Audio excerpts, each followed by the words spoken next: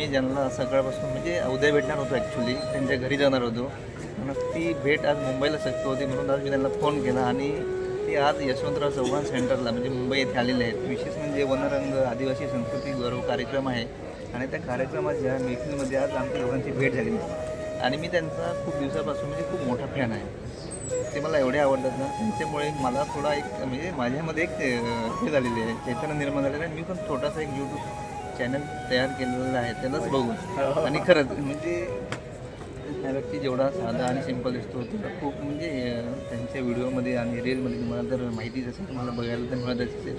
खरंच जेवढा साधा आहे तेवढाच ते आणि एकदम साधा आणि खूप जेवढे चांगलं शिक्षण आता त्यांनी मला 2-3 मिनिटांनी चर्चा झाली. त्यांचं शिक्षण काय वगैरे आहे एम ए बीड आहे. हो एम ए बीड आहे. मी माझं मराठी विषय जरी आपला मराठी विषय राहिला तरी पण आपला माणूस भेटत आपल्याला आपल्या बोलीपासून बोलायला लागत असं मला बोली भाषेत बोलायला फार आवडत असं आणि आपली संस्कृती आहे ना मदत असं जोपर्यंत बोली भाषेत बोलत नाही तोपर्यंत संस्कृती परंपरा आपली ती दिसत नाही असा मुळात तशी एकदम असा तो काय मूळ गाभा जर कळायचा हवा तर आपली बोली भाषेतच बोलला पाहिजे असं.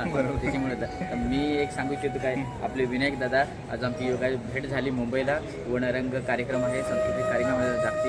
9 ऑगस्ट जागतिक आदिवासी दिवसानिमित्त वनरंग कार्यक्रम आहे. नरहरी झिरवाळ साहेबांच्या हस्ते कार्यक्रम सुरू झाला आणि या ठिकाणी आपले विनायक दादांनी कॉल केला मला का बाबा परत कुठे आहे त्याचा घरी असतील तर येतो भेटायला असा. तर मी सांगला दादा आम्ही मुंबईला आहोत, कार्यक्रम आहे 3 दिवसाचा तर मला घरी यायला तर मग टाईमच लागेल असा. तर मग विनायक दादाने वेळात वेळ काढून कामावर सुट्टी काढून आणि भेटायला आले आणि मला एकदम फार बेस्ट असा मला त्यांनी एक भेट दिली.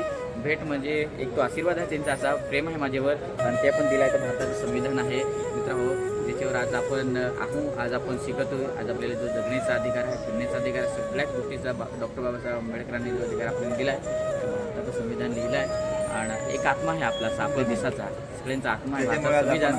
दादानी मला ही फार सुंदर अशी फार बेस्ट अशी मला भेट दिली. मला फार आवडला. आजपर्यंत मला अशी कोणी भेट नाही दिलेली. मला फार आनंद झाला.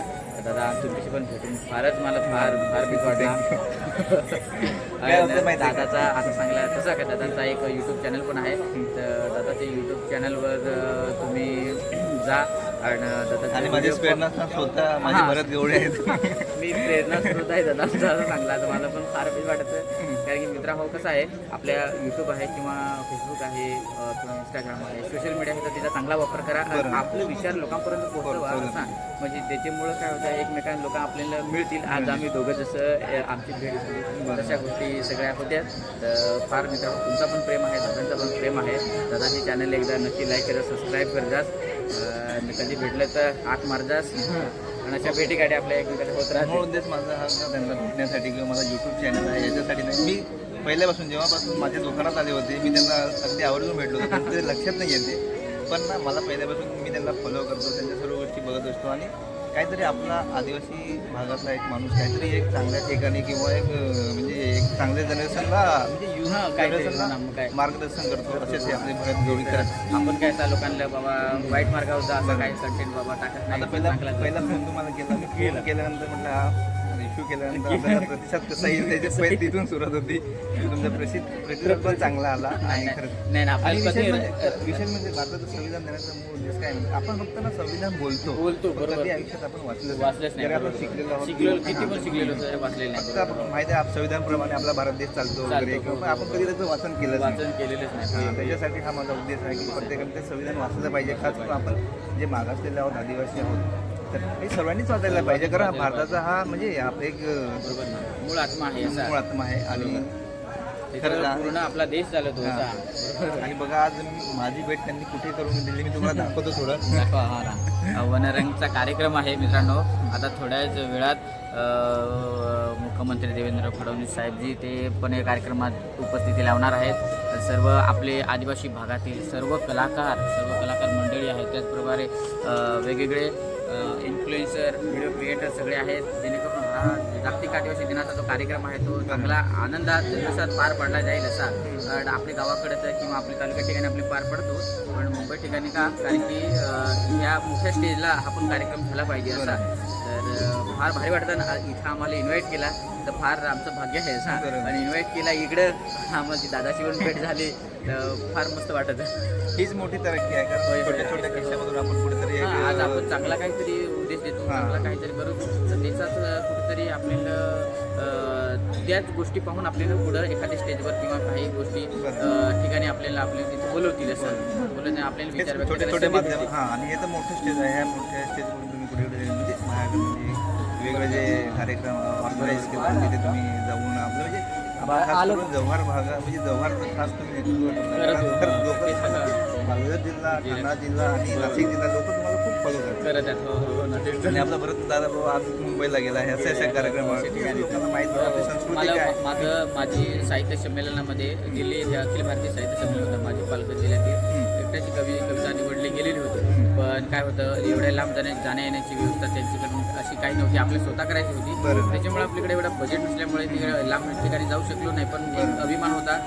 की बाबा एवढ्या मोठ्या ठिकाणी माझी पण निवड झालेली आहे बरोबर. माझी मी बोलीभाषेत आपल्या कविता पण लिहित राहतो बरोबर. तर मग चल बाबा पण असं प्रत्येक ठिकाणी काही गोष्टी सामाजिक सांगा किंवा काही गोष्टी आपल्या परंपरेच्या सांगा किंवा आपल्या गावाकडच्या गोष्टी सांगा असं ते आपले मांडायचा प्रयत्न करत होतो बस आणि त्याच्यामुळे लोकांचा प्रेम भेटत आपले खरंच एवढा आनंद झाला ना आज परत दादा बरोबर बोलून. मला- हां, म्हणजे खूप बरं वाटलं कारण ना माझी खूप दिवसापासून इच्छा होती का एकदा जाऊन मी खास म्हणून त्यांच्या घरी जाणार होतो कारण त्यांच्या वहिनीला पण मला भेटायचं होतं त्यांचं लग्न झालेलं आहे आता त्यांचा बड्डे पण झाला त्यांचा आता घरी जाऊन त्यांना विश करायचं होतं पण तो योगायोग मुंबईला होता कारण मी पण मुंबईला असल्यामुळे आलो आणि इथे तो नक्की नक्की एखादी सामने निवांत भेटवल मस्त गोष्टी करू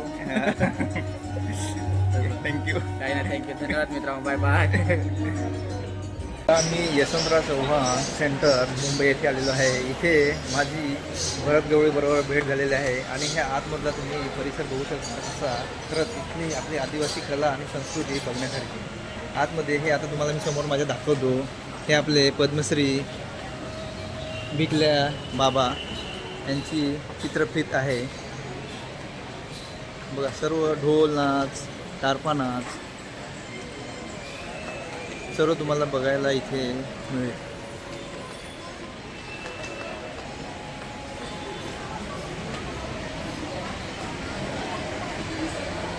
कुठून आलेत मावशी तुम्ही कुठून आलेत तुम्ही शहापूर हो काय घेऊन आले कोणता नाच नाचणार आहे शाळेवरचा कधी आले काल आले मग बरं आहे ना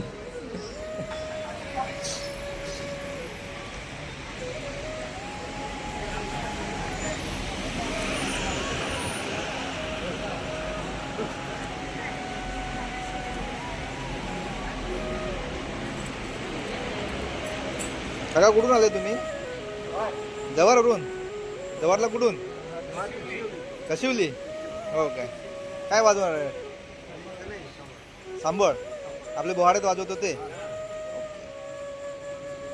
मी पण जव्हारचाच आहे इकडे मुंबईला राहतो किती जण आलेत 5 जण आलेले आहेत 5 जणांचा ग्रुप असतो काय दरवर्षी येतं की काय इकडे हे तुम्ही आहेत काय ओके ओके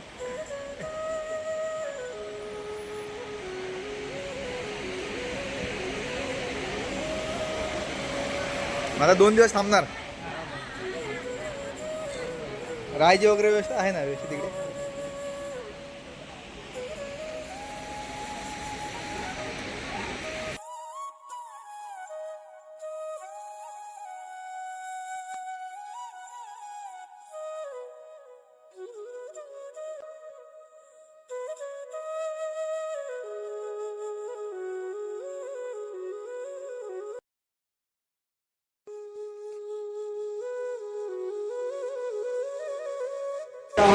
गेली सकाळी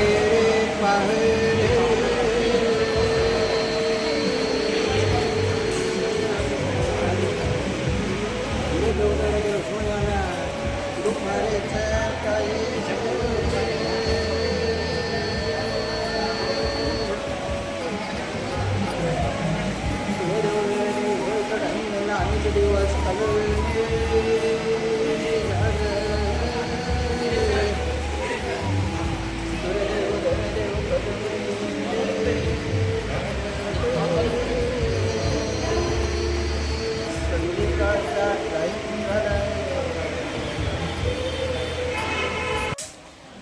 माननीय मंत्री नरहरी झिरवाळ सुद्धा यशवंतराव चव्हाण सेंटरला आलेले आहेत, कारण 9 ऑगस्टला जागतिक आदिवासी दिनानिमित्त मुंबई नरिमन पॉईंट इथे मोठा भव्य असा कार्यक्रम होणार आहे आणि त्या कार्यक्रमामध्ये आपली आदिवासी कला संस्कृती तिथे दाखवणार आहेत आणि या कार्यक्रमाची पूर्वतयारी कशी चाललेली आहे याची विचारपूस ते करत आहेत. असेच नवीन व्हिडिओ बघण्यासाठी माझ्या चॅनलला सबस्क्राईब करा.